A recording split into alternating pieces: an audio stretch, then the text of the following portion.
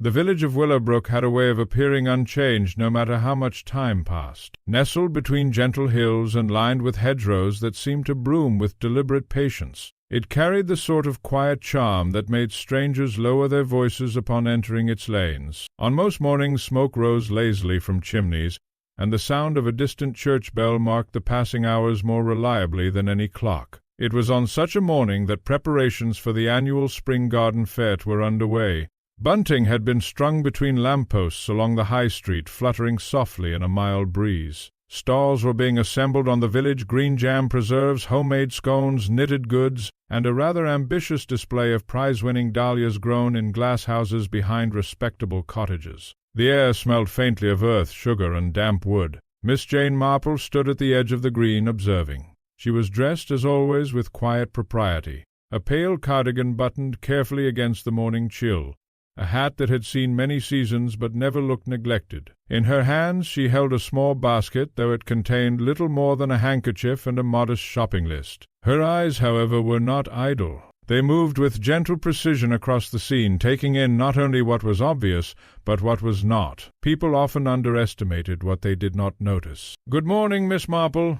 Mrs. Eleanor Whitmore, chairwoman of the fete committee, approached briskly, her cheeks flushed with importance. She was a woman who believed organization could prevent chaos, though life had occasionally proven otherwise. "Everything is coming together beautifully," she said with forced cheerfulness. "We expect a very good turnout this year." "I am sure you will," Miss Marple replied softly. Her gaze lingered for a moment on Mrs. Whitmore's hands. They were slightly ink-stained, as if she had been hastily correcting lists or rewriting names. There was a faint tremor in her right thumb. Mrs. Whitmore followed her glance and tucked her hands behind her back. "Oh, this." "Just nerves. You know how these events can be." "Yes," said Miss Marple gently. "They do bring out certain tensions." The word hung in the air a little longer than expected. Before Mrs. Whitmore could respond, a bell rang from the direction of the church hall. Volunteers were being summoned for final instructions. With a hurried apology, she excused herself, leaving Miss Marple alone once more at the edge of the green.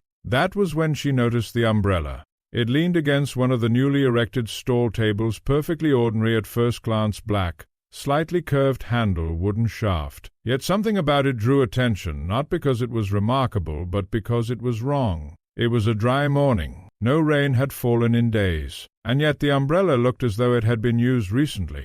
Not open, but carried. Miss Marple stepped closer. She did not touch it immediately.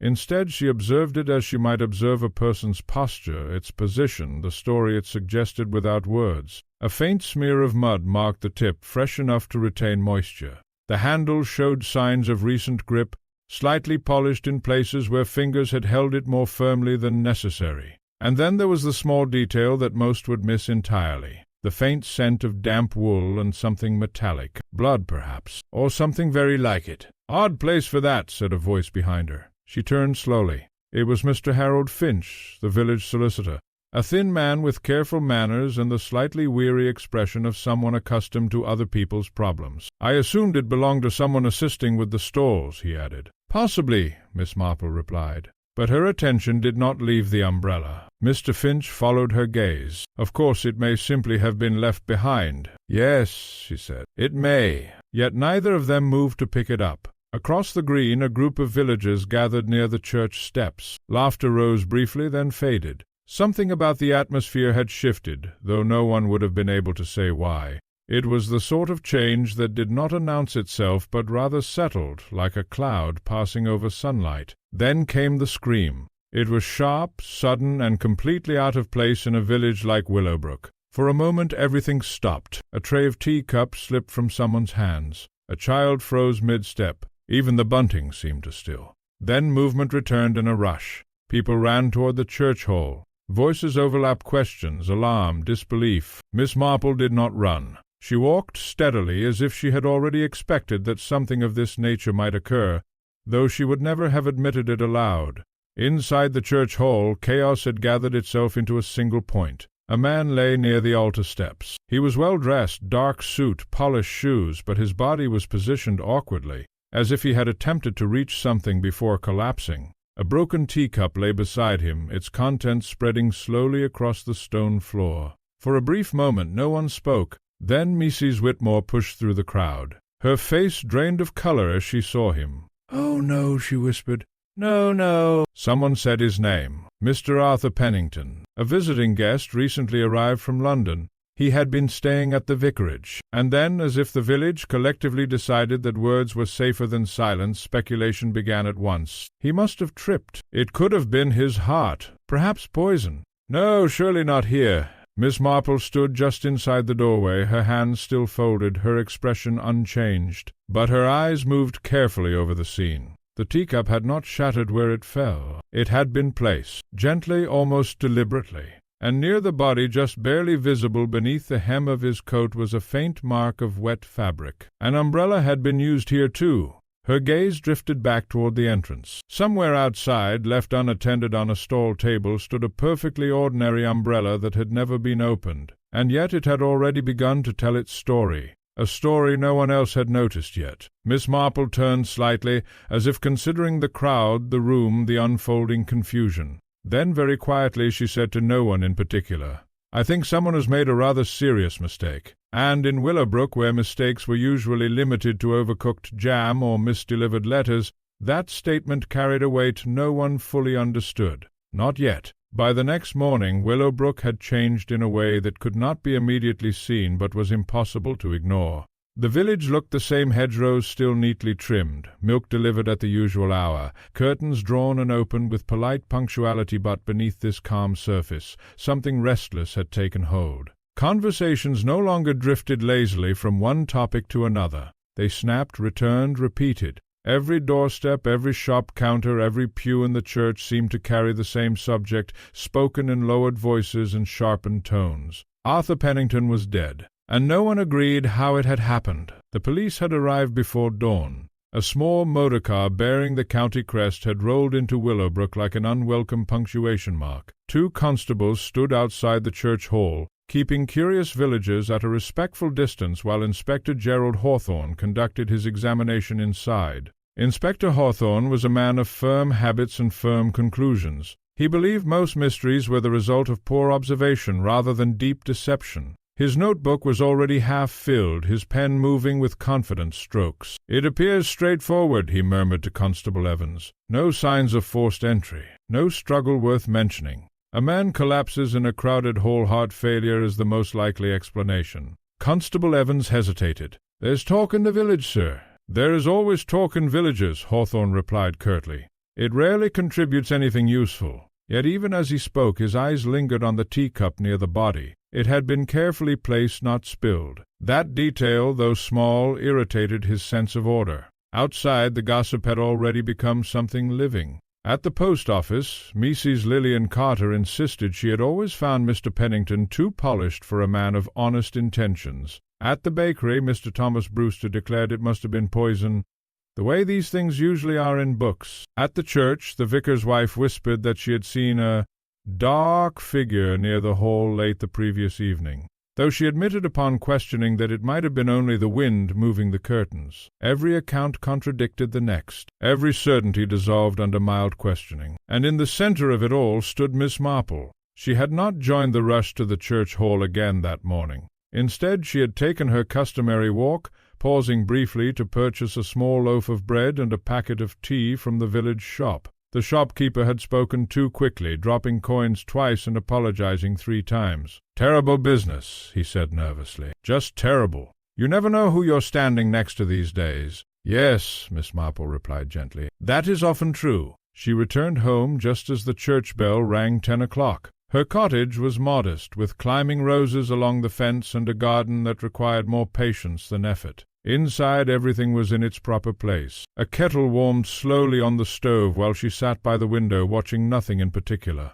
But her mind was not idle. She thought of the umbrella. It had been removed from the stall table soon after the discovery. No one had admitted to taking it. It had simply vanished into the confusion of the morning, as if it had never existed at all. And yet Miss Marple found that she could not forget it. People often forgot that objects, like people, had histories. A knock came at the door. Miss Marple rose without hurry and opened it to find Mrs. Eleanor Whitmore standing outside, her coat hastily fastened and her expression strained between distress and determination. "Miss Marple," she said quickly, "I do hope I'm not disturbing you."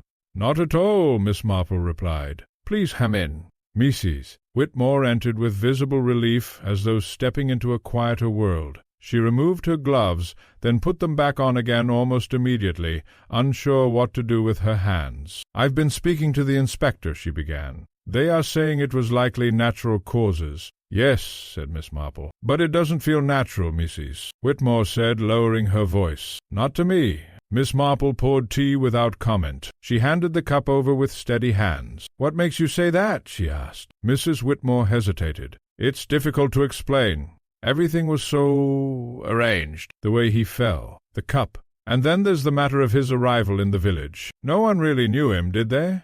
"Not well," Miss Marple agreed. "And yet he was staying at the vicarage, attending our events, speaking to people as if he belonged here." Miss Marple sipped her tea thoughtfully. "People do that when they wish to be accepted," she said. Mrs. Whitmore frowned. "Or when they are trying to hide something." There it was, the phrase that had begun to circulate through Willowbrook like a second wind.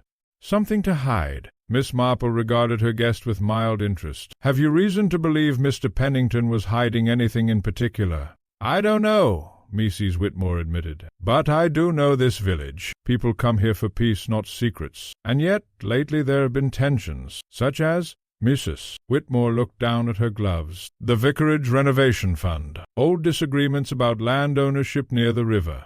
Even small things, Miss Marple. Things that people pretend are forgotten but never truly are." Miss Marple nodded slightly, as if each detail were being placed carefully in an invisible pattern. "And Mr. Pennington," she prompted softly. "He asked questions," Mrs. Whitmore said. "Too many questions. About the committee accounts. About who was responsible for donations. He seemed interested in things that were not his concern." Miss Marple's expression did not change, but her eyes sharpened almost imperceptibly. "Did he accuse anyone?"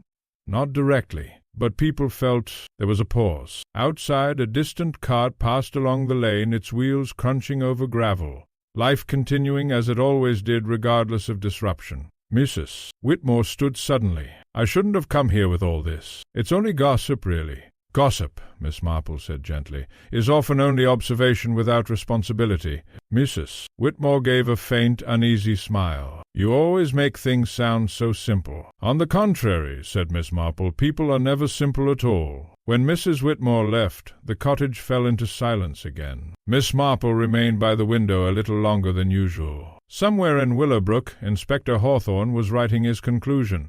Somewhere else, villagers were constructing their own versions of truth, each more confident than the last. And somewhere, perhaps unnoticed by all of them, a small but significant detail waited to be understood. An umbrella that had never been opened. That evening, as the light faded over the village, another event occurred quietly, unremarkable on the surface, but enough to disturb the fragile certainty that had begun to form. A second teacup was found. This one had been left on the steps of the vicarage. It was clean, carefully placed upright, and beside it lay a single glove, dark, damp, and unmistakably stained with mud that was not from any garden path in Willowbrook. When Inspector Hawthorne was informed, he sighed heavily. "Someone is attempting to complicate a very simple matter," he said. But Miss Marple, upon hearing the news from a passing remark at the post office, did not consider it a complication. She considered it communication. And for the first time since the murder she felt something settle into place, not clarity, not yet but direction. Because in her experience, when people begin leaving objects behind instead of explanations, it is never an accident. It is a message. And someone in Willowbrook had just begun to speak in earnest. Willowbrook had always prided itself on its memory. Not the kind of memory found in books or records, but the quieter kind, shared recollection passed from one household to another, reinforced by habit and repetition. People remembered who had married whom, who had argued at the parish council 20 years ago, and which families did not speak to each other after that unfortunate incident, though no one ever quite explained what the incident had been. Now that memory had turned inward, feeding on itself. By mid-morning, everyone believed they knew something important about Arthur Pennington's death. None of it matched. Inspector Hawthorne, however, was beginning to favor one explanation with increasing confidence. He stood in the vicarage drawing-room, reviewing notes while Constable Evans waited nearby. "A visiting London clerk," Hawthorne said, tapping his pen against the page. "No known enemies locally. minor involvement with financial matters, committee accounts, donations. It is not uncommon for stress to present itself physically in such individuals. You believe it was natural causes, sir? Evans asked carefully. I believe, Hawthorne said, closing his notebook, that people like to turn unfortunate coincidences into mysteries. But even as he spoke, his gaze drifted toward the mantelpiece where a small stack of correspondence had been carefully arranged. Letters from different addresses, some opened, some not. One in particular had been turned face down. It was addressed to Arthur Pennington from London, and it had been opened recently. Elsewhere in the village, Miss Marple was walking. She did not hurry. Her steps followed the familiar rhythm of Willowbrook lanes, past hedges trimmed into quiet obedience and cottages that looked as though they had always existed exactly where they were. She greeted no one directly, though several villagers nodded to her with nervous politeness. Everyone, it seemed, was aware of her presence in a new way now, not as an elderly lady of harmless habits, but as someone who had been standing in the church hall when everything changed. She paused near the green where the fete had once been so confidently prepared. Now the stalls stood half dismantled. Bunting sagged slightly. A few volunteers worked mechanically, as though continuing a task whose purpose had been forgotten. And there, near the edge of the nearest stall, Miss Marple saw it again, the umbrella. Or rather, not the same umbrella, but one that looked remarkably similar. Slightly worn, wooden handle, but this one was open, just slightly, resting against a crate as though it had been left in haste and forgotten in mid-action. Miss Marple stopped. She did not touch it immediately. Instead, she observed the angle of the ribs, the slight unevenness in the fabric. A faint stain darkened one section near the edge, not large, not dramatic, but enough to disturb the clean predictability of its shape. Behind her a voice spoke. "You're looking at that umbrella again." It was Mr. Harold Finch, the solicitor. He approached with his usual careful gait, though there was something less composed in him now, as if the events of the past day had unsettled even his professional distance. "Yes," Miss Marple replied. "It is rather noticeable. I believe it belongs to one of the volunteers," he said, "though no one seems certain who." "Uncertainty is becoming rather common," she observed. Mr. Finch gave a faint, uneasy smile. "Inspector Hawthorne does not share your opinion. He believes everything will soon be resolved." "And you?" Miss Marple asked gently. He hesitated. "I think," he said slowly, "that there are things no one is saying." Miss Marple looked at him for a moment longer than was strictly necessary. "That is often the case," she agreed. A short silence followed. Then Finch lowered his voice. "There is something else. The inspector has identified a suspect." "Already?" Miss Marple said softly. "Yes, a young man from the village, William Carter. He worked part-time at the vicarage. Apparently there was some disagreement between him and Mr. Pennington regarding payments. Raised voices were heard a few nights ago." Miss Marple considered this without comment. "And the evidence?" she asked. "A set of muddy footprints near the side entrance of the church hall," Finch said. "They appear to match his boots." "I see," said Miss Marple. But her eyes had already returned to the umbrella. Mud. Entrance points. Small separate details that were being drawn together into a single convenient line. "Does Mr. Carter admit to being there?" she asked. "He says he went near the hall to retrieve tools. Denies seeing Mr. Pennington at all." "And the inspector believes him?" Finch gave a small shrug. "Inspector Hawthorne believes what the evidence suggests." Miss Marple nodded slowly, though her attention was not fully on the conversation. The umbrella, slightly open, had not been there yesterday. Or if it had not been positioned in this way. Someone had moved it, or someone had returned it. "Mr. Finch," she said after a pause, "have you noticed anything unusual about the umbrellas in the village recently?" He blinked. "Umbrellas?" "Yes." He frowned slightly, trying to recall. "Only that it hasn't rained." "That is usually when umbrellas are most interesting," Miss Marple replied. He looked at her, uncertain whether she was being serious. She turned slightly, her gaze drifting across the dismantled stalls. "People carry umbrellas for protection," she said thoughtfully. "Not always from rain." "And what else would they be protecting themselves from?" Finch asked. Miss Marple did not answer immediately, because she was thinking of something else now. Not the umbrella itself, but the timing. Arthur Pennington had arrived in Willowbrook only a few days before his death, long enough to observe, to ask questions, to make people uncomfortable, not long enough to become familiar. Yet someone had known him well enough to arrange his final moments with precision. Too much precision for accident, too much calm for panic. That evening a new development arrived at Inspector Hawthorne's temporary office in the vicarage. William Carter was brought in for questioning. The villagers gathered outside despite requests to remain away. Whispered conversations formed a dense cloud around the building. He always seemed nervous. I heard he owed money. No surprise, really. Inside, Carter sat rigidly in a wooden chair while Hawthorne questioned him. "You were near the church hall on the night of the incident," Hawthorne said. "I told you," Carter replied, voice tight. "I came to collect tools I left behind. I didn't see anyone, but your footprints were found near the body." "I work there sometimes," Carter said quickly. "It could be anyone's." Hawthorne leaned back slightly, watching him. "And the teacup?" he asked. Carter frowned. "What teacup?" "A pausa." The inspector exchanged a brief glance with Constable Evans. "The teacup found beside Mr. Pennington," Hawthorne said slowly. "Placed carefully, not spilled." "I don't know anything about that," Carter insisted, but his hands were shaking. Outside, Miss Marple stood at a distance, watching the house through the window. She had not been invited inside, nor did she expect to be. Yet she had come, as she often did, not for confrontation but for observation. Something about Carter's posture troubled her, not guilt exactly, but something more uncertain. Fear, yes, but not the fear of a man caught in truth. Rather the fear of a man who had been placed too close to something he did not understand. The wrong suspect, she thought quietly, or at least the convenient one. As dusk fell over Willowbrook, the village returned to a strained version of normality. Lights came on in cottages. Doors were locked earlier than usual. Conversations grew shorter.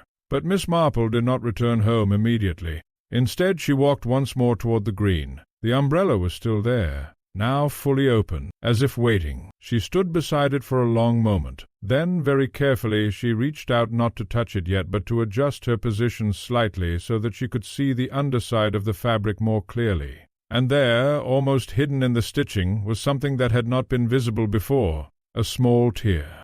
Deliberate, not accidental wear. A cut. Miss Marple's expression did not change, but something in her understanding shifted. Because an umbrella that never opens is one thing. An umbrella that has been opened only once for a very specific purpose is something else entirely. And now she was beginning to suspect that Arthur Pennington had not simply collapsed in a village hall. He had been arranged. Morning in Willowbrook arrived with an uncomfortable clarity, as though the village had decided that uncertainty was no longer socially acceptable. The sky was pale and washed clean of color. Birds called from the hedgerows with indifferent rhythm. Milk bottles stood on doorsteps in neat little rows, as if nothing at all had changed, and yet everything had. William Carter was now the name whispered in every conversation. At the baker's shop, Mrs. Brewster lowered her voice as she passed a loaf across the counter. "They say he was seen arguing with a poor man only days before." At the post office, Mr. Collins shook his head gravely.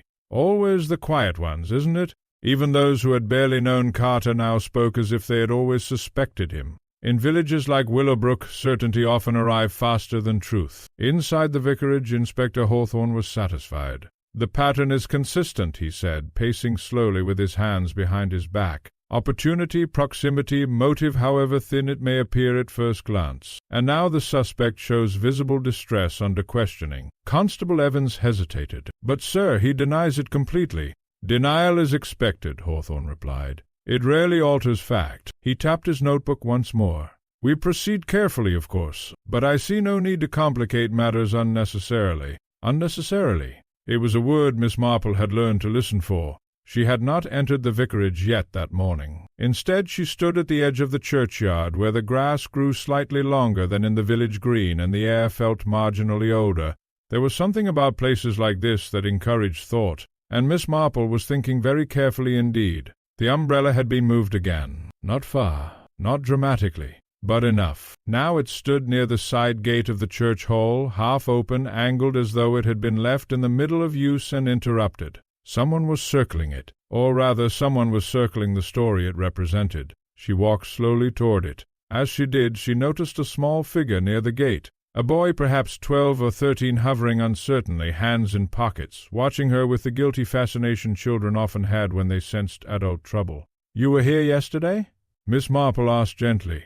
The boy nodded. "You saw the umbrella?" Another nod. "Did anyone move it?" He hesitated, then shrugged. "Mister." And then Mrs. Whitmore. And then, "I think someone from the vicarage took it inside for a while." "Inside where?" "The hall." Miss Marple smiled faintly. "That is very helpful."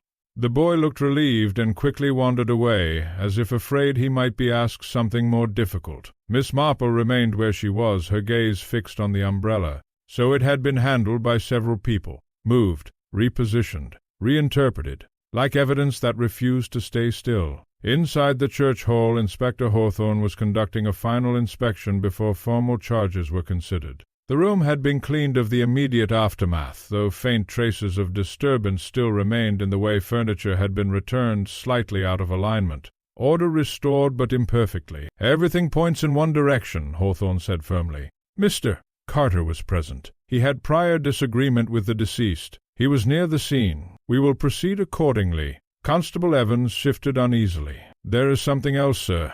Hawthorne looked up. "Yes?" "A letter," Evans said, holding out an envelope. "Found among Mr. Pennington's belongings. It appears to be from London. It references accounting irregularities." The inspector took it, read it quickly, and frowned. "Financial matters," he muttered. "Always financial matters." But something about the phrasing seemed to irritate him. He folded the letter and placed it aside. "Irrelevant to the immediate case." Evans did not respond, though his expression suggested he was not entirely convinced. Outside, Miss Marple had moved on. She was now walking toward the vicarage, where she had not yet officially been invited, but where she had learned, over the years, one often found the most interesting information by simply existing nearby.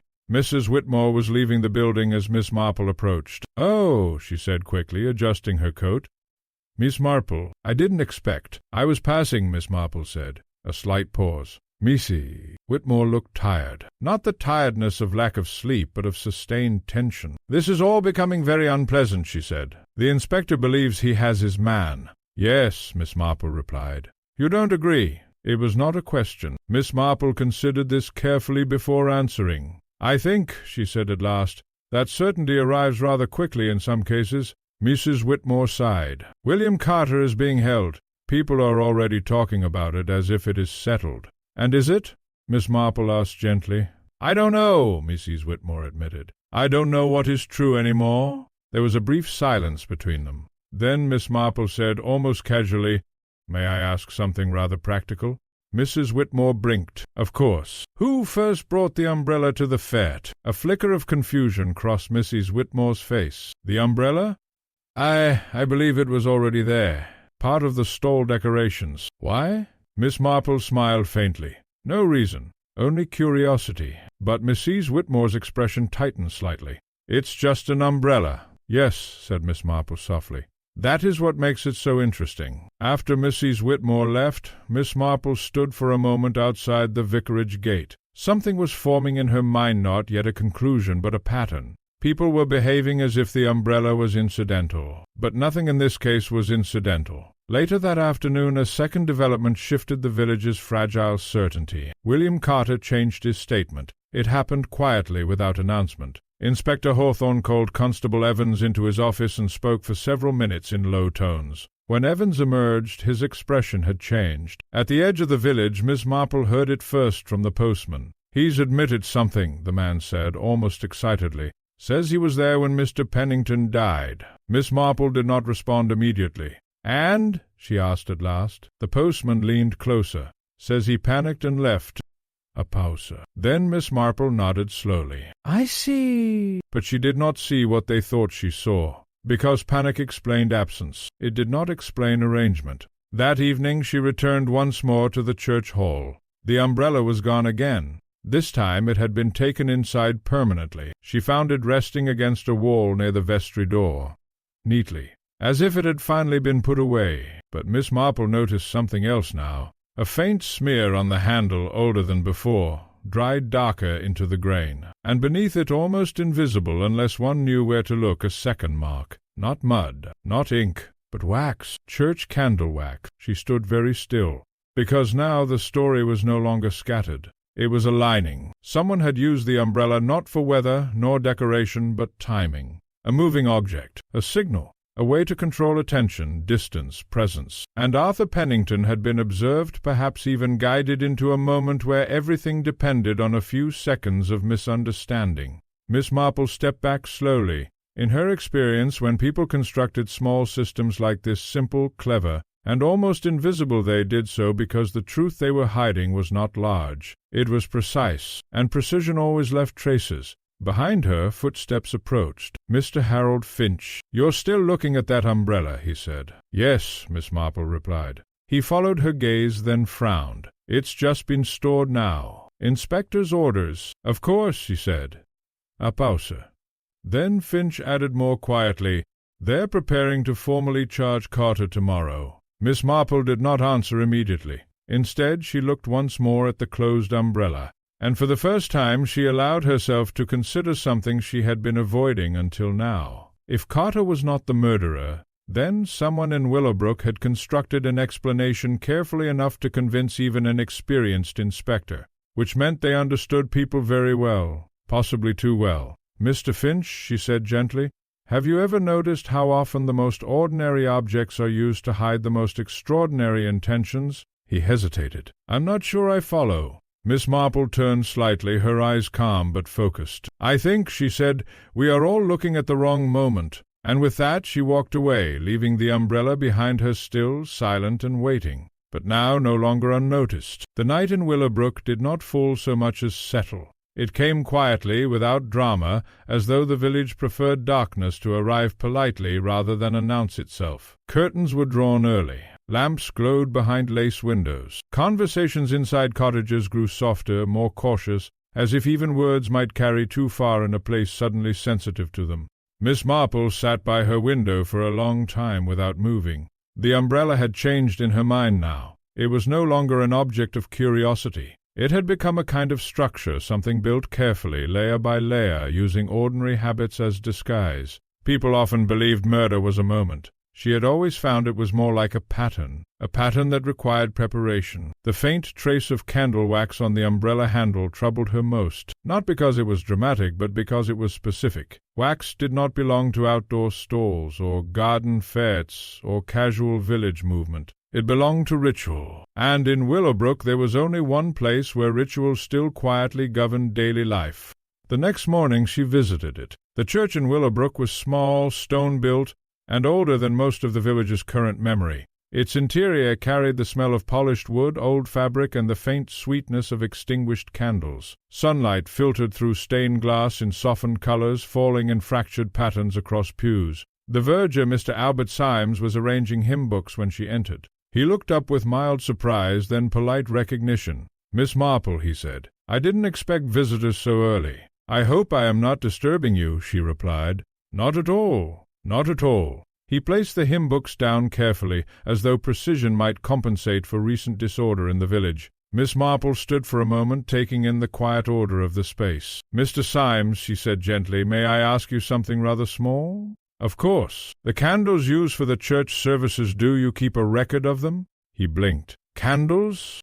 A faint line appeared between his brows. "Oh, I suppose so. We order them in batches. Nothing unusual." "Where are they stored?" "In the vestry cupboard." "And are they ever removed for other purposes?" He hesitated. "Other purposes?" "Outside services, for example." Mr. Symes gave a small, uneasy laugh. No, that would be most irregular." "Of course," Miss Marple said softly. "Irregularity is often frowned upon in places like this." He seemed unsure whether she was joking. She stepped slightly closer to the pews. "Mr. Pennington attended services here, did he not?" "Yes," Symes replied. "A few times. With the vicar." "Did he ever assist with preparations?" "Not that I saw." A pause. Then Miss Marple said, "And the umbrella that was found in the hall during the fête preparations, do you remember seeing it before that day?" Mr. Symes frowned. "Umbrella?" He shook his head slowly. "I don't recall. There were many things being moved about at the time. But nothing unusual?" "No," he said firmly. "Nothing unusual at all." But Miss Marple noticed the slight delay before his answer. It was not certainty she was listening for. It was hesitation. She thanked him politely and left the church. Outside, the air felt sharper now, as though the village itself was holding its breath. She walked slowly toward the vicarage. On the way, she passed Mrs. Whitmore, who was speaking with another committee member in low tones. Their conversation stopped abruptly as Miss Marple approached, then resumed once she had passed, but with altered rhythm. Secrets did not need to be spoken to be felt. At the vicarage, Inspector Hawthorne was not pleased to see her. "I am rather busy, Miss Marple," he said, standing in the doorway. "I will not take much of your time," she replied. He sighed and stepped aside. Inside, the atmosphere had shifted again. Papers were more neatly arranged, as though order might enforce conclusion. Constable Evans stood near the window, watching the street. "Mr. Carter will be formally charged," Hawthorne said without ceremony. "We have sufficient grounds. He has admitted presence, partial involvement, and attempted concealment." "Concealment," Miss Marple repeated softly. She nodded slightly, as if considering the word. "May I ask what precisely he is said to have concealed?" Hawthorne frowned. "His presence at the exact time of death." "I see." There was a pause. Then Miss Marple said, "And the umbrella?" The inspector exhaled sharply. "An object left in confusion during preparations. It has no relevance to the case." "None at all?" she asked gently. He looked at her more directly now. "If you have a theory, Miss Marple, I suggest you share it, rather than circling around objects that are." "Ordinary?" she finished for him. She considered this. Then she said, "Ordinary objects are often the most useful kind." Hawthorne's patience visibly tightened. "We are dealing with a straightforward matter. A man was killed. Another man was present. The evidence aligned." "And yet," Miss Marple said softly, "the alignment feels rather too neat, does it not?"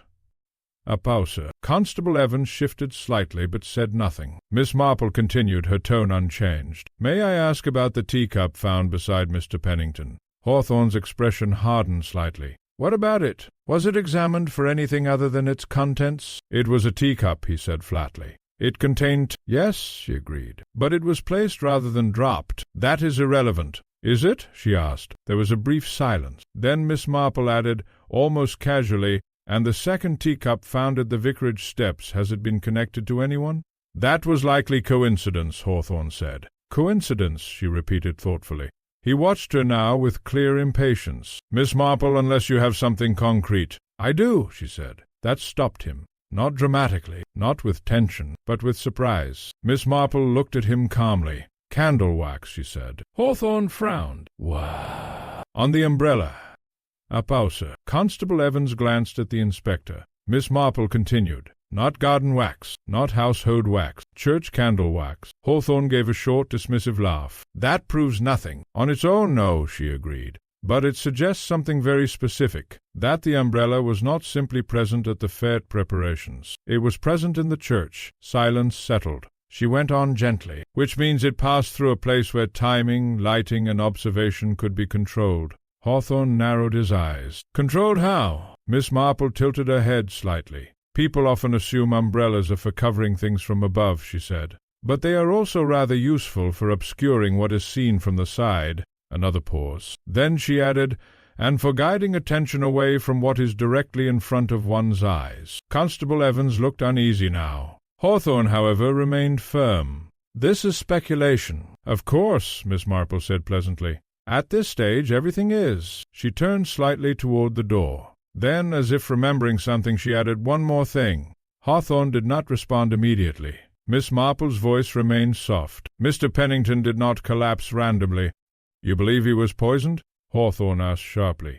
"I believe," she said carefully, "that he was placed in a situation where collapse would appear natural." "And the suspect?" "Is not the one you think it is." That statement hung in the room longer than any other. Then she left. Outside the light had changed again. Clouds had begun to gather, soft and low, promising rain that might or might not come. Miss Marple paused near the gate. She was not satisfied yet, not by far, but something had shifted, because candle wax did not move itself, and umbrellas did not open and close without intention. And in Willowbrook someone had been arranging moments carefully enough that even an experienced inspector mistook design for accident. She began walking again, slowly, thoughtfully, and for the first time since the murder she was no longer simply observing what had happened. She was beginning to see how it had been made to happen. Rain finally came to Willowbrook in the late afternoon, not in a dramatic storm, but in a steady, patient drizzle that softened edges and blurred distances. The village green darkened, hedges weighed down under moisture, and the lanes began to shine with a dull, reflective sheen. It was the kind of weather that encouraged people to stay indoors and talk, and Willowbrook obliged. Inside the bakery, Mrs. Brewster declared firmly, the inspector would not be proceeding unless he was certain. At the post office, Mr. Collins added, "A confession changes everything." At the church, however, the vicar himself remained unusually quiet, and that silence more than anything unsettled Miss Marple. She was seated now in the small tea-room attached to the village inn, a modest establishment where lace curtains attempted to suggest refinement and where tea was always served slightly too strong.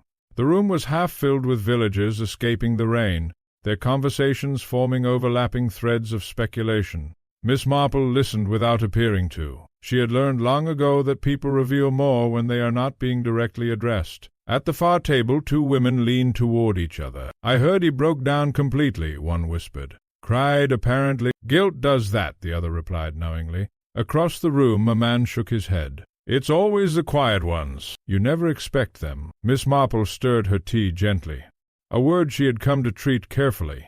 Expectation was often the enemy of observation. The door of the tea-room opened, letting in a brief gust of damp air. Mr. Harold Finch entered, shaking rain from his coat. His expression changed slightly when he saw Miss Marple, as though he had been half hoping, half dreading to find her. "Miss Marple," he said, approaching her table. "Mr. Finch," she replied warmly.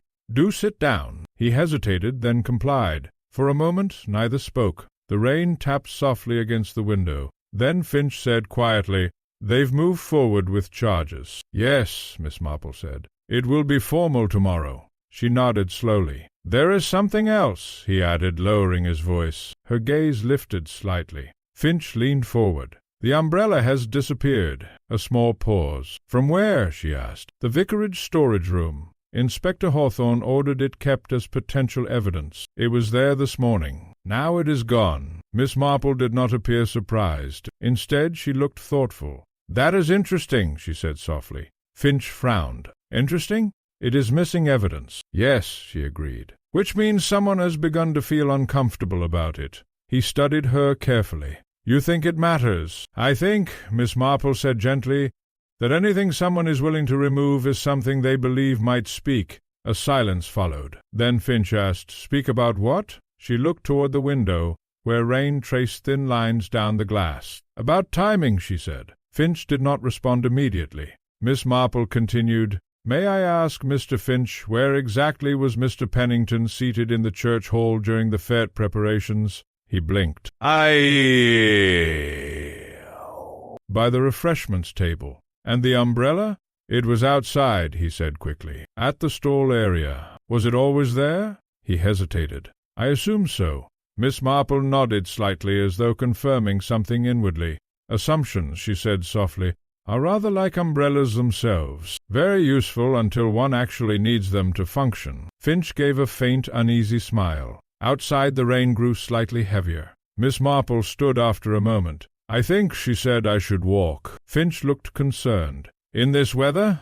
"It helps thinking," she replied simply, and with that she left. The village looked different under rain. Familiar shapes softened. Sounds became muffled. Even footsteps felt less decisive. Miss Marple walked slowly through it all, her attention fixed not on the surface of things, but on their arrangement. She passed the church, where the bell tower loomed dark against grey sky. She passed the hall, where the fete remnants had been almost entirely cleared. And then she stopped, not because of anything she saw, but because of something she remembered. The umbrella had been moved multiple times, church to hall to stall to storage to missing. It was not a static object. It was being used, not as evidence, but as direction, a way to control where attention was placed at each stage of confusion. And in that realization something shifted in her understanding of Arthur Pennington's final hours. She turned toward the vicarage again, this time without hesitation. Inside, Inspector Hawthorne was visibly irritated. "The umbrella is irrelevant," he insisted to Constable Evans.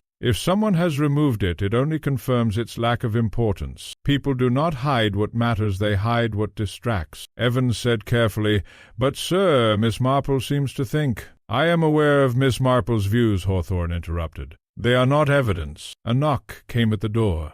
Mrs. Whitmore entered, looking tense. "There is something I must mention," she said quickly. Hawthorne sighed. "If this is another village theory—" "No," she interrupted. "It is about Mr. Pennington." He motioned for her to continue. She hesitated. "The night before the incident, I saw him speaking with the vicar." "Yes?" "It was late. I was passing by the vicarage garden. They were standing near the side entrance. It looked—" "About what?" Hawthorne asked. "I don't know," she admitted.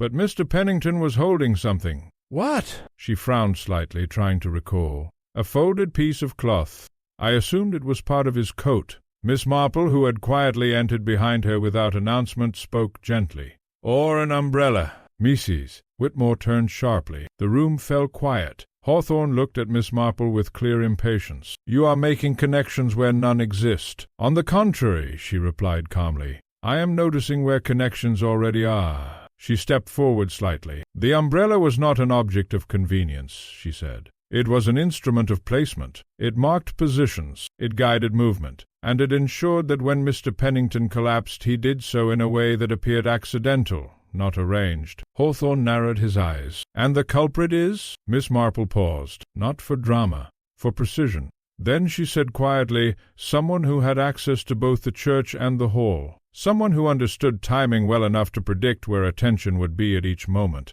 Her gaze shifted slightly.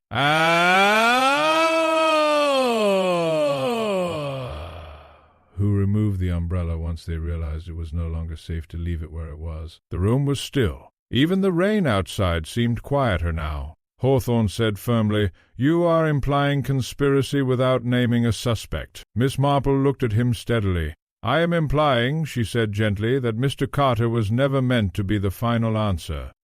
A pause. Then she added, almost softly, only the most convenient one. For a moment no one spoke, and in that silence something uncomfortable settled into the room. Not proof, not certainty, but doubt. And in Willowbrook, doubt was far more dangerous than gossip, because gossip could be dismissed. Doubt, once formed, began to look for its own truth. The rain did not stop overnight. Instead, it settled into a persistent rhythm, as though Willowbrook had been placed under a soft but unyielding veil. Roads grew quieter. Even the church bell seemed to strike with less confidence, its sound carried away before it could fully settle in the air. By morning the village had changed again. Not outwardly, but in tone. People no longer spoke of William Carter with certainty.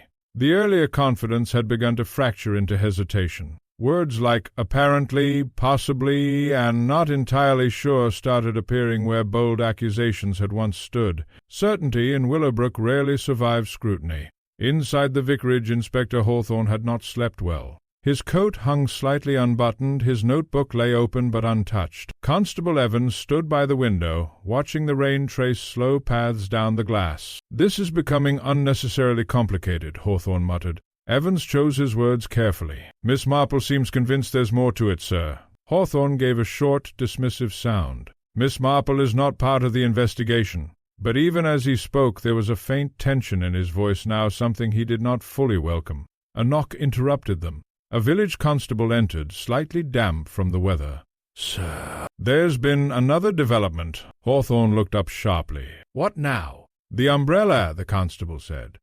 A pause. It's been found. Miss Marple, who had quietly entered the room behind him without announcement, stopped just inside the doorway. Hawthorne turned slowly. Where? Behind the church vestry, the constable replied. Partially concealed under old canvas covers. And? Hawthorne asked sharply. The constable hesitated. It has been altered, sir. Miss Marple's eyes lifted slightly. Altered how? She asked gently. The constable looked uncomfortable. The fabric has been cut, more deliberately this time, and there are marks inside the lining. Hawthorne stepped forward. What kind of marks? Ink, the constable said. Faded, as if something was written and then partially removed. A silence followed. Miss Marple moved slightly closer. May I see it?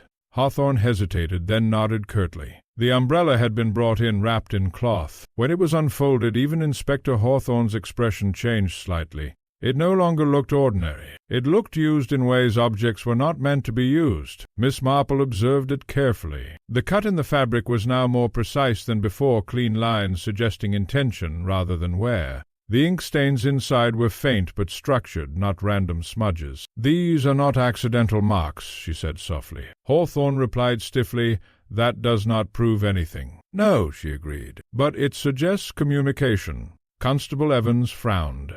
Communication?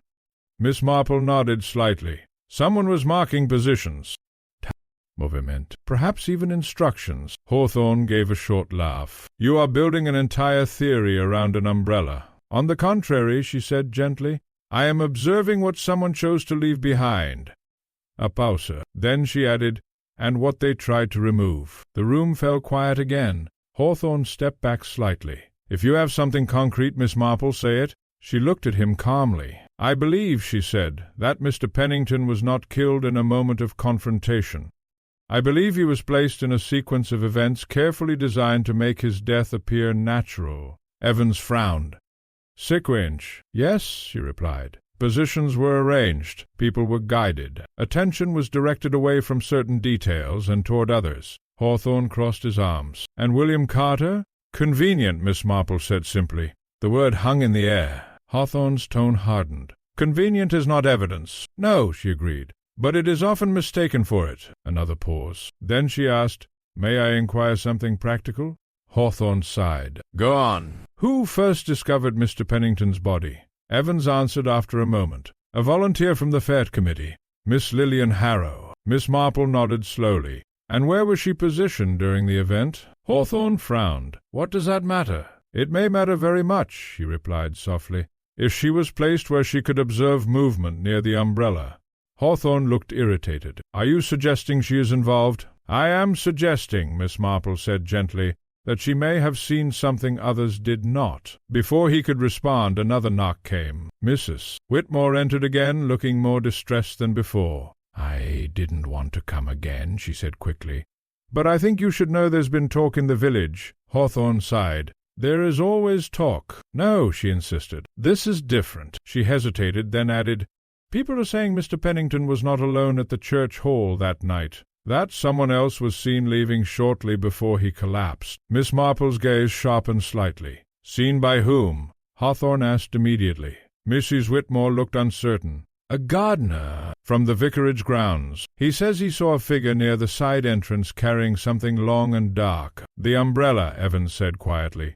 Mrs. Whitmore nodded. Hawthorne turned sharply. "Why was this not reported earlier?" "He was afraid," she said simply. A silence followed. Miss Marple spoke softly. "Fear is often the first obstacle to truth." Hawthorne rubbed his forehead slightly. The case, once simple in his mind, was beginning to resist containment. Miss Marple stepped closer to the umbrella again. "If I may," she said, "I would like to return to the church hall." Hawthorne frowned. "For what purpose?" "To understand placement," she replied. He gave a short, resigned gesture. "Do what you like, but I warn you this will not change the charge against Carter." Miss Marple did not respond. She simply left. Outside, the rain had softened slightly, becoming mist rather than downpour. The village felt muted, suspended between certainty and collapse. Miss Marple walked alone toward the church hall. Inside, the space had been mostly cleared, but the memory of the event still lingered in arrangement. Tables stood in precise lines. Chairs were stacked neatly. Yet somehow the geometry felt wrong, as if something once central had been removed and not properly replaced. She stood near the area where the body had been found. Then slowly she closed her eyes, not to imagine the death, but to reconstruct movement, positions, sightlines, who stood where, who could see what, and who could not. When she opened her eyes again, something had changed in her expression. Not certainty, but alignment, because now she understood something crucial. The umbrella had not been a passive object. It had been a guide, and whoever controlled it had controlled perception itself. Miss Marple turned slightly toward the door, and said quietly, to herself rather than anyone present, "I think we are no longer looking for a murderer who acted in haste." She paused. "We are looking for someone who planned the room, and in Willowbrook that kind of person was not loud. They were almost always the ones no one thought to notice twice." By the time Miss Marple left the church hall, the mist had thickened into something almost tactile. It clung to hedges and stone walls, softening Willowbrook until it felt less like a place and more like a memory of one. She walked slowly, not because she was uncertain, but because haste rarely improved understanding. What Inspector Hawthorne called complication she had long learned to recognize as structure that had not yet been seen from the correct angle. And in this case the angle mattered more than anything else. The umbrella was no longer simply an object. It was a reference point, a way of controlling where people stood, what they saw, and most importantly, what they assumed. Miss Marple paused at a gate overlooking the churchyard. Somewhere beyond it, William Carter sat under formal accusation. Somewhere else, Inspector Hawthorne was arranging facts into a sequence that felt satisfyingly logical. And somewhere within the village itself someone was watching both of those processes with careful attention. Because control did not end with the act, it continued through interpretation. That thought stayed with her as she made her way toward the vicarage once more. Inside, the atmosphere had changed again, but subtly. Papers were now arranged with almost obsessive neatness. Even the curtains seemed more tightly drawn than before. Inspector Hawthorne looked up as she entered. "I assume," he said dryly, "you have another theory." "I have observations," Miss Marple corrected gently. He gestured toward a chair with restrained impatience. "Then make them quickly." Miss Marple sat, but did not immediately speak. Instead, she folded her hands, as if organizing her thoughts into something stable. "I would like to return to something very simple," she said at last. Hawthorne sighed. "Everything is simple in your experience, Miss Marple." "On the contrary," she replied. "People are simple. Their methods are not." A faint irritation flickered across his expression, but he said nothing. She continued, "The umbrella was moved multiple times. Church, hall, stall, storage, vestry. Each movement corresponded with a change in attention." Constable Evans frowned slightly. "Attention?" "Yes," she said. "Where people were looking at any given moment." Hawthorne leaned back slightly. "And your conclusion?" Miss Marple looked at him steadily. "My conclusion is that Mr. Pennington did not die in isolation," she said softly. "He died within a managed environment." A pause. "And that environment," she added, "was not created spontaneously." Hawthorne's voice hardened. "You are suggesting orchestration." "I am suggesting," she replied, "that someone understood how to guide perception." Evans shifted uneasily. "But how does an umbrella do that?" Miss Marple's expression softened slightly, almost patient. "By being where it should not be," she said. "At the right moments." Silence followed. Then Hawthorne said flatly, "Even if I accept your premise, it still does not identify the killer." "No," she agreed, "it does not." A pause. "But it narrows the field considerably." That word narrow seemed to settle in the room. Miss Marple rose slowly. "There is something else," she said. Hawthorne exhaled sharply. "Of course there is." She ignored the tone. "The candle wax," she said. Evans glanced at Hawthorne. Miss Marple continued, "Church candles are not handled casually. If wax was transferred onto the umbrella, it implies proximity to a specific place and time." "The church," Evans said quietly. "Yes," she replied. Hawthorne frowned. "You are still circling the vicarage." "I am circling the sequence," she corrected. A pause. Then she added, "Mr. Pennington spoke with someone the night before his death, near the vicarage side entrance." "Yes," Mrs. Whitmore mentioned. "No," Miss Marple interrupted gently. "Not Mrs. Whitmore." Her voice remained calm, almost conversational. "The gardener saw a figure carrying something long and dark," she said. "That detail has been repeated but not examined properly." Hawthorne narrowed his eyes. "You are suggesting the umbrella was present that night?" "I am suggesting," she said carefully, "that it was already part of the arrangement before the fête." A pause. Then, quietly, she added, "Which means it may have been used earlier than we think." The room grew still. Constable Evans spoke carefully. "Earlier, meaning the night before?" Miss Marple nodded slightly. Hawthorne's patience finally cracked a little. "Miss Marple, if you are implying that the murder was premeditated over days." "I am not implying," she said gently. "I am observing that nothing in this case suggests improvisation." A silence followed. Then she turned slightly toward the window. "I should like to speak to Miss Lillian Harrow," she said. Hawthorne looked up sharply. "The volunteer?" "Yeah." "Why?" "Because," Miss Marple said softly, "she was positioned near the refreshments table during the fête preparations." "And?" "And that position," she added, "would have given her a clear view of movement near the umbrella." Hawthorne hesitated. For the first time, uncertainty crossed his face, not agreement, but reluctance. "I will consider it," he said finally. Miss Marple inclined her head slightly. "That is all I ask." She left soon after. Outside, the mist had lifted slightly, revealing the village in soft, damp detail. As she walked, she considered something Hawthorne had not yet fully accepted. If someone had controlled attention, they had needed three things: a visible object, a predictable sequence, and a person whose role appeared harmless. The umbrella was the object, the fête was the sequence. Now she needed the person. She found Miss Lillian Harrow in the churchyard. She was tending to flowers near a row of modest graves, her movements precise and careful. a woman in her late 30s, perhaps early 40s, with an air of quiet efficiency that made her easy to overlook in a crowd. "Miss Harrow," Miss Marple said gently. The woman turned, surprised but polite. "Miss Marple, isn't it?"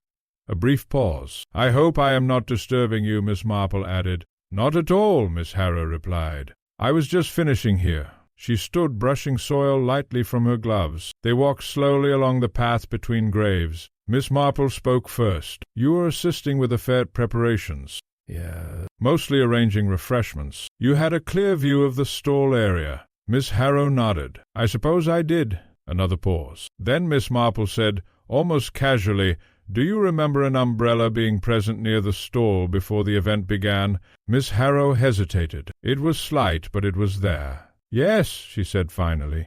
"I believe so. I remember thinking it odd, given the weather." Miss Marple looked at her gently. "Odd in what way?" "It was just left there," Miss Harrow replied. "Not in use, as if it had been placed for convenience. Was it used at any point during the preparations?" Miss Harrow frowned slightly. "I think someone moved it later. I remember it being closer to the hall entrance at one point." "And did you notice who moved it?"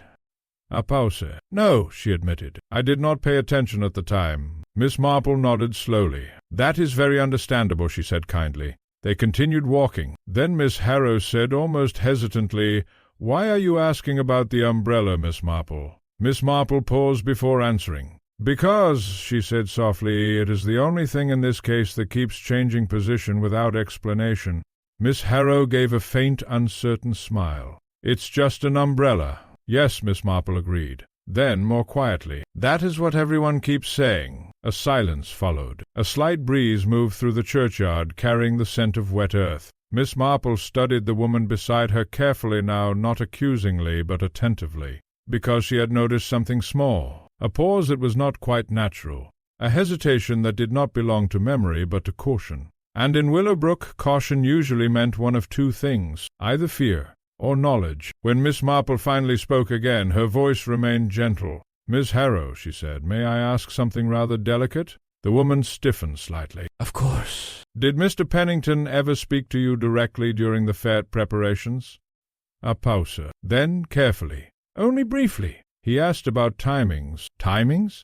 "When different sections would be busiest." Miss Marple nodded slowly. "And did he give any reason for asking?" "No," Miss Harrow said. "He simply noted it and moved on." Another silence. Miss Marple's expression remained calm, but her thoughts had sharpened further now. Timing. Observation. And an umbrella that seemed to exist only where it needed to at any given moment. She turned slightly toward the church. "I see," she said softly. Then she added, almost to herself, "Then it is not only perception that was being managed." She looked back at Miss Harrow. "It is attention." And as she walked away from the churchyard, Miss Marple now understood something she had not fully grasped before. This was not a crime that happened in a moment of opportunity. It was a crime that required people to look exactly where they were told to look. And in Willowbrook someone had been very good at telling them where to look indeed. By the 9th morning, Willowbrook no longer felt like a village pretending not to be disturbed. It felt like a place actively reorganizing its own memory. Stories were being adjusted in real time, subtle corrections made in conversation, small contradictions quietly smoothed over, details that once seemed certain now softened into, as far as I recall, or I may be mistaken, but even Inspector Hawthorne noticed it. He did not like it. Inside the vicarage he stood over his notes with visible irritation. "This is what happens," he said sharply, "when people begin to think themselves investigators." Constable Evans remained silent, though his eyes flicked briefly toward the umbrella now once again in police custody, placed on a table like an unwilling participant in the proceedings. Hawthorne continued, "We now have multiple inconsistent recollections about a single object. A simple umbrella is being treated as if it were evidence of conspiracy." He tapped the table once. "And I will not have this case drift into speculation." At that moment Miss Marple entered. She did not respond to his frustration. She never did. Instead she looked at the umbrella. It had changed again. Not physically, but in detail. A small tag had been attached near the handle. A faint marking in ink partially rubbed away, but still visible if one knew where to look. Miss Marple leaned slightly closer. "This," she said gently, "was not here before." Hawthorne frowned. "A catalogue tag. For identification." "Yes," she agreed softly. but not from the police. A pause. Constable Evans stepped forward. It was found in the vicarage storeroom, sir. Among cleaning supplies. Miss Marple nodded slowly, as though confirming something she had already suspected. That is very interesting, she said. Hawthorne sighed. Miss Marple, if you are suggesting the umbrella has been moved again. It has been handled again, she corrected. A silence followed. Then she added, by someone who understands documentation. Hawthorne gave her a tired look. We already have a suspect in custody. Yes, she said calmly. We have someone who was present. A pause. But not necessarily someone who controlled events. That sentence hung in the air longer than the others. Hawthorne's patience was visibly thinning. You keep implying control. Control of what, exactly? Miss Marple turned slightly toward the window. Of sightlines, she said. Of attention. Of who saw what at the moment it mattered. Evans frowned. How does an umbrella control that? Miss Marple looked back at him. By being moved at precise moments, she said, so that people look where it is rather than where it is not. A pause. Then she added, and by being associated with activity that draws the eye away from something else. Hawthorne exhaled sharply. This is all interpretation. Of course, she agreed. But interpretation can be guided. She stepped closer to the table. I would like to revisit the church hall again, she said. Hawthorne looked exasperated. For what purpose this time? To confirm something, she replied. A pause. Then, reluctantly, he nodded. Go, he said. But I warn you, Miss Marple, I am not delaying formal proceedings any longer. She inclined her head slightly and left. Outside the air was clearer now. The rain had finally stopped, leaving the village washed and slightly disoriented, as though it too was unsure what version of events it was supposed to believe. At the church hall, Miss Marple walked slowly inside. She did not look at the furniture first. She looked at the floor, then the walls, then the ceiling, not searching for clues in the dramatic sense, but for structure, for how the room worked when people were inside it. After a long pause, she said quietly, Yes. Behind her, Constable Evans asked, Yes, what, ma'am? Miss Marple turned slightly. Yes, she repeated softly. This is where it was done. Evans frowned. Where what was done? She did not answer immediately. Instead, she walked slowly toward the center of the hall. This room, she said, was not used randomly during the fete preparations. Hawthorne, who had followed reluctantly, folded his arms. It was arranged for convenience. No, she said gently. It was arranged for observation. A pause. Then she pointed slightly. The refreshments table was placed here. She walked a few steps. The seating here. Another step. And the entrance line of sight runs directly. She stopped. To the side gate? Hawthorne narrowed his eyes. So? Miss Marple looked at him calmly. So, she said, anyone standing near the umbrella would have been visible only to certain positions in the room. A pause. And invisible to others. Evans frowned. Why would that matter? Miss Marple turned slightly. Because, she said softly, Mr. Pennington was not killed where everyone believed he was standing. A stillness followed. Hawthorne's voice sharpened. You are contradicting witness statements. I am refining them, she replied gently. She stepped toward the side entrance. The gardener saw a figure here, she said, carrying something dark. She paused. But what he saw was not movement toward the hall. Another pause. It was movement away from it. Even Hawthorne did not interrupt. Miss Marple continued, her voice steady. And the umbrella was not simply present during the preparations. She looked down at the floor near the entrance. It was used to guide attention away from this threshold at the exact moment Mr. Pennington was no longer visible to the room. A long pause. Then Evans spoke quietly. But why? Miss Marple turned to him. Because, she said gently, he was not meant to be seen leaving. A silence followed. Hawthorne's expression tightened. Leaving? Yes, she said softly. A pause. Then she added the final piece carefully, as though placing it where it could not be ignored. I believe Mr. Pennington was already dying before he entered the church hall. The room fell completely still. Even the sound of the village outside seemed distant now. Hawthorne stared at her. That is not possible. Miss Marple looked at him calmly. It is not only possible, she said. It explains why everything after that moment had to be managed so carefully. A pause. The umbrella, she added, was not used to cause confusion after death. She met his gaze. It was used to ensure confusion before it was noticed.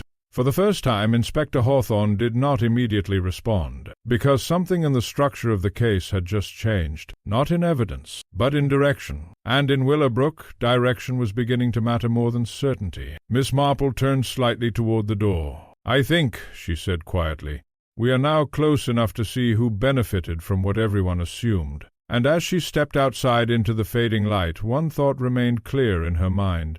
The umbrella had never been the mystery. It had been the tool that made the real mystery invisible. The village did not recover from Miss Marple's words. It adjusted. That was what Willowbrook did best, adjusting itself around discomfort until it resembled calm again, even if nothing underneath had truly settled.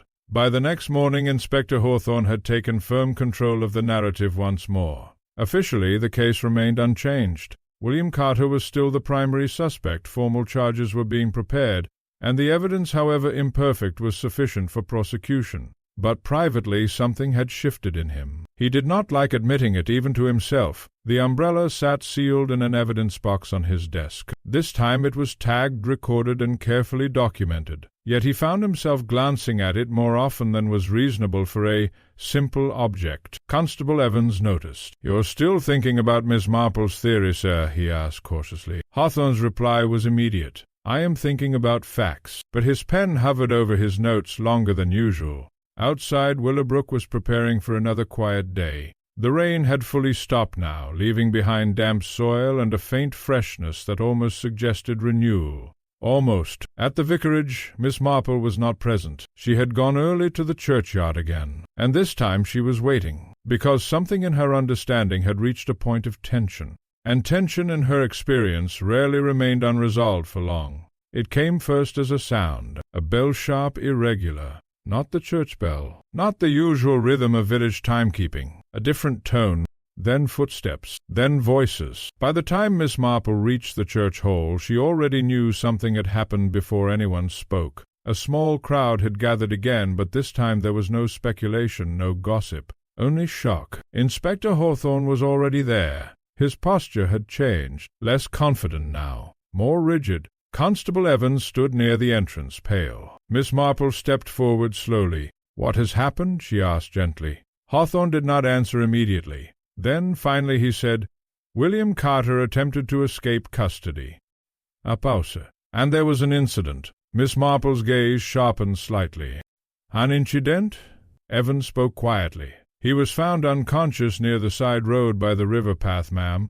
Miss Marple did not react outwardly, but something in her expression tightened ever so slightly. "Unconscious," she repeated. "Yes," Evans said. "He collapsed before he could leave the village." Hawthorne added quickly, "It appears to be self-inflicted stress, possibly panic, nothing more." But his tone lacked conviction. Miss Marple looked past them toward the river path visible in the distance. Then she said softly, "That is very interesting." Hawthorne frowned. "What is?" "That he collapsed before leaving," she said. A pause. Evans shifted uncomfortably. Miss Marple continued, "Because that suggests someone did not want him to disappear from the narrative entirely." Hawthorne's voice hardened slightly. "Miss Marple, I will not allow you to turn a medical incident into another theory." She turned to him calmly.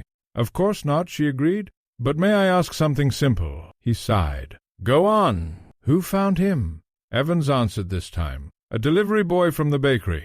He was cycling along the river path." "And was anyone else present?" "No," Evans said. Miss Marple nodded slowly. "That is very important," she said softly. A pause. Hawthorne narrowed his eyes. "Why?"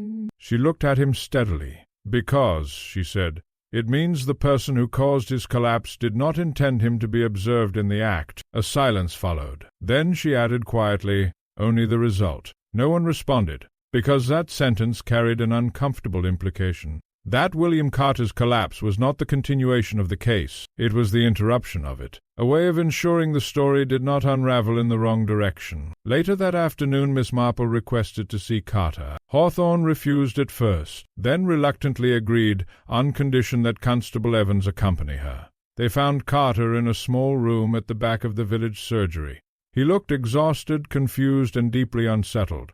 Not like a guilty man, more like someone struggling to understand how he had ended up inside a version of events that did not belong to him. "Mr. Carter," Miss Marple said gently. He looked up quickly. "I didn't do it," he said immediately. "I told him already. I didn't kill him." "I know," she replied softly. A pause. Evans glanced at her sharply, but said nothing. Carter swallowed. "They keep asking me about things I don't remember properly. I was there, yes, but only briefly." Miss Marple nodded. "Tell me what you do remember." He hesitated. "I went near the hall," he said slowly. "I saw people moving things. The umbrella was there again." Miss Marple's gaze sharpened slightly.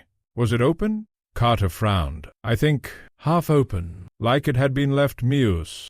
A pause. "And did you speak to anyone?" she asked. He shook his head. "I felt like I shouldn't be there, so I left." Miss Marple studied him carefully. "Then," she said softly, "and after you left, I went home." A pause. "That's all." Miss Marple nodded slowly. "Thank you," she said gently. As they left the room, Evans leaned slightly toward her. "Do you believe him?" Miss Marple considered the question. "I believe," she said softly, "that he is telling the truth as he understands it." A pause.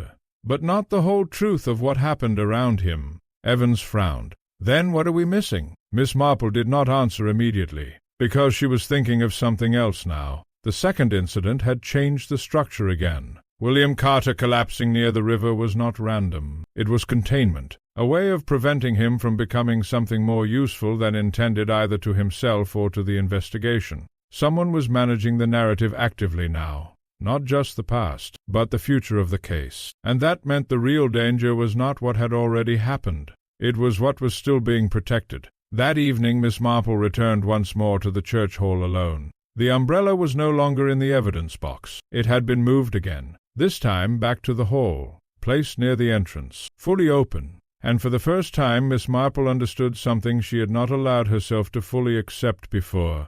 The umbrella was not just guiding attention during the murder. It was being used afterward, to control what people believed the murder meant. She stood very still, because now the pattern was complete enough to see its shape. And shapes, once fully formed, always reveal direction. Miss Marple looked at the umbrella for a long moment. Then she said quietly, almost to herself, "I think I now understand who is telling the story."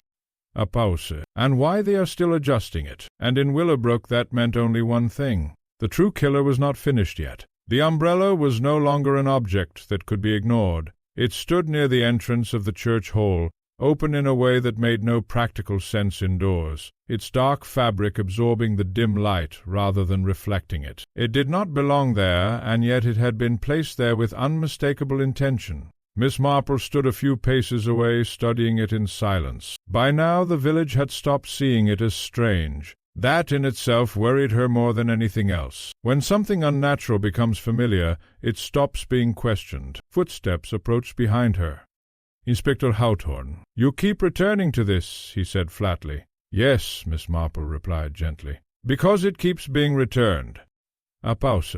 He looked at the umbrella with visible irritation. "It has been logged, examined, and re-examined. There is nothing more to extract from it. I think," she said softly, "there is nothing more you are being allowed to see from it." That made him pause, just slightly. He recovered quickly. "That is an accusation." "No," she said calmly. "That is an observation." Silence settled between them.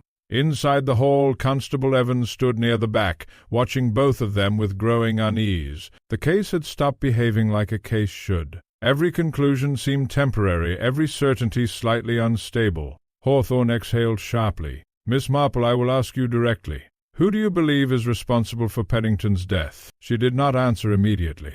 Instead she looked past him toward the empty rows of chairs. "When you arrange a room," she said quietly, "you do not always need to control every person in it." He frowned. "That is not an answer." "It is," she replied gently. "Just not the one you expected."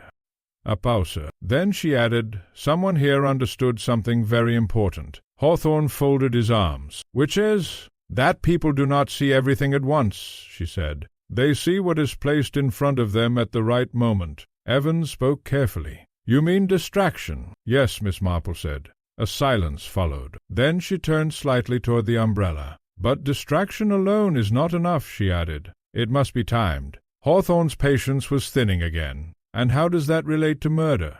Miss Marple's voice remained calm, almost reflective. "Mr. Pennington did not die in isolation," she said. He died in a sequence of controlled observations. Each person saw only part of what was happening. A pause, and what they saw was carefully arranged to exclude the truth. Silence deepened. Hawthorne stepped closer. "You are still speaking in abstractions." Miss Marple looked at him steadily. "Because the truth is not in the object," she said softly. "It is in the person who kept moving it." That line changed the atmosphere. Even Evans straightened slightly. Hawthorne narrowed his eyes. "So now the umbrella is irrelevant again?" "No," she replied. "It is central, but not as evidence." A pause. "As instruction." The word hung in the air. Hawthorne frowned. "Instruction for what?" Miss Marple finally turned fully toward him. "For how to look without seeing," she said. A silence followed. Outside a distant bell rang. Not the church bell, something smaller, further away, perhaps from a neighboring farm. Time continuing regardless of understanding, Miss Marple began walking slowly toward the center of the hall. When Mr. Pennington arrived, she said he was not unknown. He was expected. Hawthorne scoffed. "There is no evidence of that." "There rarely is," she agreed gently. She stopped near the center point of the room. "But he asked questions," she continued. "About timing, about arrangements, about structure." Evans frowned. "Structure of what?" Miss Marple looked at him kindly. "Of this village," she said. Hawthorne's expression tightened. "That is not motive. It is context," she corrected. A pause. Then she added, "And context is often what people try to remove after the fact." She turned slightly. "Tell me," she said quietly, "who benefits most from William Carter's confession?" Hawthorne hesitated. "That is irrelevant. He admitted presence." "Yes," she said softly, "but presence is not action." A silence followed. Then she added, "And collapse is not disappearance." Evans looked uneasy again. "You think Carter was used?" Miss Marple did not answer directly. Instead, she said, "I think he was placed where he would be seen at the correct moment." A pause. "And removed from usefulness afterward." Hawthorne stepped forward. "Removed?" "He is in custody." Miss Marple nodded slightly. A quiet beat. "But not in control of the story any more?" That statement landed differently, because it implied something neither Hawthorne nor Evans had fully considered, that the killer might still be shaping events. Even now, even after arrest, a silence stretched. Then Hawthorne said, "If you are implying someone is actively interfering with the investigation—" "I am not implying," she interrupted gently. "I am observing that interference has already occurred." She looked at the umbrella again. "It has been moved too often for coincidence." A pause. "Each movement corresponds with a change in what people believe happened." Evans frowned. "But who would do that?" Miss Marple turned slightly toward him. "Someone who understands attention," she said softly, "and how easily it can be redirected." A silence followed. Then she added almost quietly, "Someone who has been present at every stage of this village's reaction." That shifted the room again. Hawthorne's voice hardened. "That could be anyone." "Yes," she agreed. A pause. "That is the problem, because when anyone could be responsible, people naturally chose the most convenient suspect, which was exactly how William Carter had been selected." Miss Marple stepped back slightly. "There will be another movement," she said softly. Hawthorne frowned. "Another what?" "Another adjustment," she clarified, "because the story is not stable yet." A silence. Evans asked carefully, "Adjustment to what?" Miss Marple looked at him calmly. "To make sure the wrong version remains the accepted one." That sentence hung in the air longer than the others. Hawthorne finally said, "This is speculation." Miss Marple nodded slightly. "Of course," she said gently, "until it is not." She turned toward the exit. As she walked, she added one final thought, almost to herself. When people control perception this carefully, they rarely stop at one incident. A pause. They refine it. And then she left the hall. Outside, the village looked unchanged again. But Miss Marple no longer trusted appearances that remained too stable for too long, because stability, she knew, could also be engineered. And as she walked slowly back toward the village center, one question remained clear in her mind. Who in Willowbrook had been guiding attention so confidently that even a murder had been made to look like misunderstanding?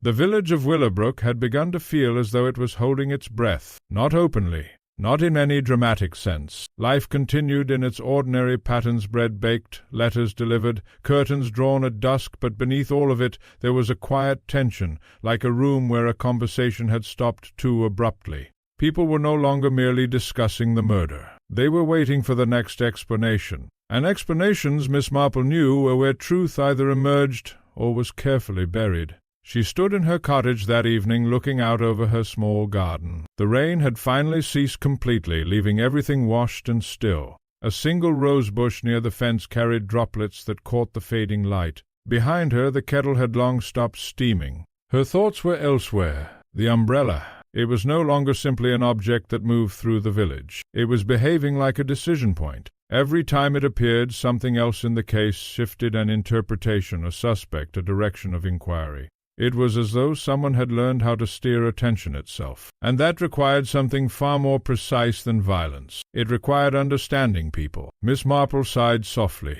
People were always the most complicated part of any mystery. The next morning Inspector Hawthorne called an urgent meeting. The tone was different this time. Sharper, more controlled. Miss Marple arrived slightly later than the others. Constable Evans was already present. So was Mr. Harold Finch, looking tense. Mrs. Whitmore stood near the window, arms folded tightly. Hawthorne did not waste time. "The case is proceeding to formal charges," he said. "William Carter will be presented as the responsible party." A brief silence followed. Then Finch spoke cautiously. "Is that wise, Inspector? Given recent uncertainties?" Hawthorne's eyes narrowed. "Uncertainties are not evidence." Miss Marple sat quietly watching. Then she said gently, "May I ask something before that decision is finalized?" Hawthorne exhaled through his nose. "We are beyond theory, Miss Marple." "Of course," she replied calmly. "But sometimes timing is as important as conclusion." "That word again, timing," she continued. "Have you determined precisely when Mr. Pennington became unwell?" Hawthorne frowned. "At the church hall." "Yes," he said softly. "But when at the church hall?" A pause. Evans checked his notes. "Shortly after arrival, during the refreshments." Miss Marple nodded slowly. "And who was positioned closest to him at that time?" "Mrs." Whitmore shifted slightly. "Many people were moving around. It was a crowded event." "Yes," Miss Marple agreed gently, "which makes positioning very flexible." Hawthorne leaned forward. "Where are you going with this?" She looked at him calmly. "To the moment before collapse," she said. A pause. "Because that is the only moment where intention matters." Silence deepened. Then she added, "Everything after that was reaction." No one spoke. Outside, a cart passed along the lane, wheels crunching faintly over gravel. Then Miss Marple stood. "I believe," she said softly, "we are ready to consider the final arrangement of events." Hawthorne frowned. "Final arrangement?" She nodded. "Yes," she said. A pause. "Because someone did not simply cause a death." She looked at each of them in turn. "They designed how it would be understood." That sentence changed the room again. Even Hawthorne, though resistant, felt it. Miss Marple continued. "The umbrella is not the cause," she said. "It is the signal." A silence. "It marks where people should look." She stepped slightly closer to the table. "And more importantly," she added, "where they should not." Evans frowned. "But if that's true, then what are we missing?" Miss Marple looked at him gently. "The person who never needed to move quickly," she said. A pause. "The one who could remain exactly where they were, while everything else was rearranged around them." "Mrs." Whitmore spoke quietly. "You're suggesting someone within the committee or the church?" Miss Marple did not confirm or deny. Instead, she said, "I am suggesting someone who had access to both narrative and timing." Hawthorne's patience broke slightly. "Enough riddles. Name them." Miss Marple looked at him steadily. "I will," she said calmly. A pause. "But not yet." That surprised even Hawthorne. She continued, "Because at this stage, naming someone is less important than ensuring they cannot adjust what people believe afterward." A silence followed. Then she added, "If I am correct, there will be one final attempt to stabilize the story." Evans frowned. "Stabilize?" "Yes," she said softly. A pause. "To make sure the wrong version remains the only version." Hawthorne looked unconvinced. "And how would that happen?" Miss Marple turned slightly toward the window. "By reinforcing the most convenient suspect," she said. "Or by removing doubt entirely." That last line hung in the air longer than the others. "Mrs." Whitmore spoke quietly. "You think something else will happen?" Miss Marple did not look away from the window. "Yes," she said. A pause. "And soon." That evening, Willowbrook held its first official announcement regarding William Carter. A notice was prepared. Statements were finalized. The narrative, as Hawthorne intended, was becoming solid. But as Miss Marple walked home through the fading light, she noticed something troubling. The umbrella was missing again. Not in storage, not in the hall, not in evidence. And this time she did not feel uncertainty. She felt confirmation, because removal was not randomness, it was control. And control meant someone still believed the story could be corrected. Miss Marple stopped walking. Very slowly she said to herself, "So now we see the final adjustment. A pause, and it will not be about the past any more." She looked toward the darkening village. It will be about what is allowed to remain true. And in that moment Miss Marple understood that the next event would not simply explain the murder. It would decide who was permitted to define it. The morning after the umbrella's disappearance, Willowbrook felt different again, though no one could quite explain how. There was no new event, no fresh scandal, no public announcement. And yet conversations had subtly tightened, as though everyone had agreed without speaking that certain lines of inquiry were no longer worth pursuing. William Carter's name, once spoken with hesitation, was now being spoken with reluctant certainty again. A story once disturbed was beginning to settle back into place. Inspector Hawthorne noticed this with satisfaction. Order, he believed, was finally returning. Inside the vicarage he reviewed the final draft of the statement. "Once this is issued," he said firmly, "the matter will be resolved." Constable Evans hesitated. "And Miss Marple, sir?" Hawthorne did not look up. "Miss Marple is not part of the official conclusion." But his tone lacked its earlier confidence, because even he understood something had changed, not in evidence, in pressure. Miss Marple arrived late that morning. She did not come to argue. She came because the village had already begun to decide the ending, and endings, in her experience, were the most dangerous part of any investigation. She entered the vicarage calmly. Hawthorne looked up. "If you are here to continue." "I am not," she said gently. A pause. "I am here because the decision is about to be made." Hawthorne frowned. "The decision has been made." "No," she said softly. "The decision is being prepared." A silence followed. Evans shifted slightly. Miss Marple looked at the documents on the table. "The statement," she said quietly. "It names Mr. Carter as responsible." "Yes," Hawthorne replied, "and the umbrella is not mentioned."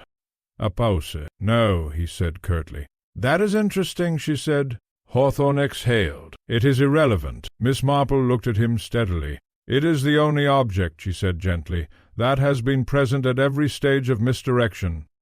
A silence. Then she added, "And it is now gone." Hawthorne's patience tightened. "What are you implying?" She did not answer immediately. Instead she said, "May I ask one final question?" He hesitated, then nodded sharply. "Make it brief." Miss Marple's voice remained calm. "Who requested the removal of the umbrella from evidence?" A pause. Evans glanced at Hawthorne. Hawthorne's expression hardened slightly. "No one requested it. It was misplaced during handling." Miss Marple nodded slowly. "I see," she said softly. A pause. Then she said, "That is not consistent with how carefully it was being tracked before." Hawthorne's voice sharpened. "Are you accusing someone in this room of interference?" I am observing," she said gently, "that something previously considered important has become inconvenient." A pause, and therefore disappeared. The room grew still. Outside a faint bell sounded from the church tower, slow, steady, indifferent. Time continuing. Miss Marple turned slightly toward the window. "I think," she said softly, "this is the final stage." Hawthorne frowned. "Of what?" She looked back at him. "Of making sure the wrong story is the only one left standing." A silence followed. Then Evans spoke quietly. "Miss Marple, if Carter is not responsible, then who is?" For the first time she did not answer immediately, because now the pattern had fully formed, and patterns once complete demanded precision rather than speculation. She looked at both men carefully. "Someone," she said softly, "who never needed to draw attention to themselves at any point." A pause, because they were already positioned where attention naturally passed through. Hawthorne's expression tightened. "That is not evidence." "No," she agreed. Then she added quietly, "It is placement." A silence followed. Miss Marple stepped forward slightly. "The umbrella was never the weapon," she said. "It was the marker." A pause. "It showed where perception should begin and end." She looked at Hawthorne directly. "And every time it moved the story was being edited." Even Evans did not interrupt now. Miss Marple continued, "Which means whoever controlled its movement controlled the direction of suspicion." A pause. And that person did not need to be near the body at all. Hawthorne's voice hardened. You are building certainty out of inference. Miss Marple looked at him calmly. I am removing coincidence, she said softly. One piece at a time. A silence followed. Then she said, there will be one final attempt to close the narrative completely. Hawthorne frowned. We are already closing it. No, she said gently. You are sealing it. A pause. And sealing is not the same as finishing. For a moment no one spoke. Then Miss Marple added quietly, when people are this careful about a story, she said, it is because they fear what happens if it is told differently. She turned toward the door. I think, she said softly, we are about to see who that is. And with that she left the room. Outside, Willowbrook looked unchanged once more. But Miss Marple knew better now, because the disappearance of the umbrella was not the end of the case. It was the final adjustment, and whatever truth remained was about to be revealed only if someone was willing to stop it from being rewritten again. The village meeting was called without ceremony. No banners, no announcement beyond a single notice pinned to the church door. Yet by evening Willowbrook had gathered in the church hall as if drawn there by something deeper than curiosity, something closer to necessity. The chairs were arranged in neat rows. The atmosphere, however, was anything but orderly. Inspector Hawthorne stood at the front, rigid and prepared. Constable Evans waited near the side wall. Mr. Harold Finch sat with a tight expression, while Mrs. Whitmore kept glancing toward the entrance, as though expecting the room itself to change shape. Miss Marple arrived last. She did not hurry. She never did. When she entered, conversation lowered instinctively, because now even those who doubted her had begun to understand something uncomfortable. She was no longer speaking about the case. She was speaking through it. Hawthorne began without delay. William Carter will be formally charged, he announced. The evidence, including his admission of presence and contradictory statements, is sufficient. A murmur passed through the room. Miss Marple remained seated, hands folded calmly. Hawthorne continued, this matter is concluded. And for a brief moment it seemed as though the village might accept that. But Miss Marple stood, not dramatically, not abruptly, simply as if the natural point of interruption had finally arrived. I am afraid, she said gently, that it is not concluded. A silence fell immediately. Hawthorne's expression hardened. Miss Marple, this is not the time for personal theories. She did not look at him. Instead she looked at the room, at the arrangement of people, at the space between them, at the way attention naturally gathered toward authority at the front. And then she said softly, this room has been arranged exactly as it was during the fete preparations. A pause. Which means, she added, it can be read in the same way. Constable Evans frowned. Read? Miss Marple nodded. Yes, she said. Then she began to walk slowly. Mr. Pennington stood here, she said, indicating a position near the front. And here, she continued, people naturally looked toward him. A pause. But the umbrella, she said softly, was never here. She moved toward the side. It was here. A slight shift in the room's attention followed her movement without anyone realizing it. Miss Marple noticed. She always did. And when it was here, she continued gently, the sight lines changed. She turned slightly. People stopped looking at the entrance. A pause. And started looking at what they were meant to notice. Hawthorne stepped forward sharply. This is a relevant reconstruction. No, she said calmly. It is the pattern of attention. Silence deepened. Miss Marple stopped at the center of the hall. Then she said quietly, Mr. Pennington did not collapse randomly in a crowd. A pause. He collapsed at the exact moment attention was elsewhere. She turned slightly toward Hawthorne, and that moment was controlled. A silence followed. Then she added, by someone who did not need to move much at all. A pause. Because they were already positioned where attention naturally returned. The room was still. Even Hawthorne did not interrupt immediately. Miss Marple's voice remained soft, but now unmistakably certain. The umbrella, she said, was not used to confuse after the fact. A pause. It was used to direct confusion at the moment it mattered. She looked across the room slowly. And that required someone who understood how people look at rooms. Mrs. Whitmore whispered, Who? Miss Marple turned slightly, not toward the crowd, but toward a single point near the side of the hall. The vicar, Reverend Leonard Ashcroft. He had not spoken much during the entire investigation. He had not needed to. He stood now very still, hands folded, expression calm, almost absent. Miss Marple's voice remained gentle. Because the most effective place to control attention, she said softly, is not where people are looking, a pause, but where they assume nothing important is happening. A silence fell so complete it felt unnatural. Hawthorne stared at her. That is an accusation. Miss Marple nodded. Yes, she said quietly. Then she added, but it is also the explanation. She stepped slightly forward. Mr. Pennington did not come here by accident, she said. A pause. He came because he had begun to understand irregularities in accounts connected to this village, a stillness, and he was removed before he could make them known. The vicar did not move, but something in the room shifted anyway. Miss Marple continued softly.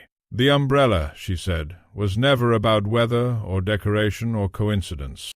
A pause. It was about control of sight. She looked at him directly now. And you controlled where people looked. Hawthorne finally spoke, voice sharp. Do you have proof? Miss Marple turned slightly. No, she said gently. A pause. Not in the way you mean.